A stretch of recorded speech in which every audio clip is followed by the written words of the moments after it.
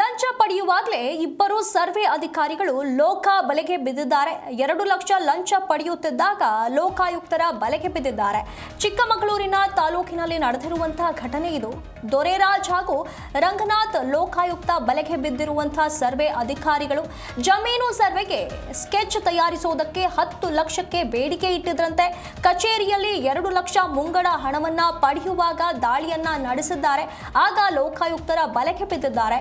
ಲೋಕಾಯುಕ್ತ ಕಚೇರಿಗೆ ಧರಣೇಶ್ ಎನ್ನುವಂಥವರು ದೂರನ್ನ ನೀಡಿದ್ರು. ಈ ದೂರಿನ ಆಧಾರದ ಮೇಲೆ ದಾಳಿಯನ್ನ ನಡೆಸಿ ಅವರನ್ನ ವಶಕ್ಕೆ ಪಡೆದಿರುವಂಥದ್ದು. ಲೋಕಾಯುಕ್ತ ಡಿವೈಎಸ್ಪಿ ಪಿ ತಿರುಮಲೇಶ್ ಅವರ ನೇತೃತ್ವದಲ್ಲಿ ದಾಳಿಯನ್ನ ನಡೆಸಲಾಗಿದೆ. ಇಲ್ಲಿ ದಾಖಲಾಗಿದ್ದಂತ ದೂರಿನ ಆಧಾರದ ಮೇಲೆ ಕಾರ್ಯಾಚರಣೆಯನ್ನ ನಡೆಸಿದಾಗ ರೆಡ್ ಹ್ಯಾಂಡ್ ಆಗಿ ಇಬ್ಬರು ಕೂಡ ಸಿಕ್ಕಿಬಿದ್ದಿದ್ದಾರೆ. ಕೇವಲ ಒಂದು ಜಮೀನು ಸರ್ವೆ ಮಾಡಿ ಸ್ಕೆಚ್ ತಯಾರಿಸಿ ಕೊಡೋದಕ್ಕೆ 10 ಲಕ್ಷ ಬೇಡಿಕೆ ಇಟ್ಟಿದ್ರು ಅನ್ನುವಂಥ ಆರೋಪ ಇವರ ಮೇಲೆ ಕೇಳಿ ಬಂದಿರುವಂಥದ್ದು. ಹಾಗಾಗಿ ಮುಂಗಡವಾಗಿ ಅಡ್ವಾನ್ಸ್ 2 ಲಕ್ಷ ಹಣವನ್ನ ಪಡಿತಾ ಇದ್ದಂತ ವೇಳೆ ಕಚೇರಿಯಲ್ಲಿಗೆ ರೆಡ್ ಹ್ಯಾಂಡ್ ಆಗಿ ಲೋಕಾಯುಕ್ತ ಅಧಿಕಾರಿಗಳ ಬಲೆಗೆ ಬಿದ್ದಿರುವಂಥದ್ದು.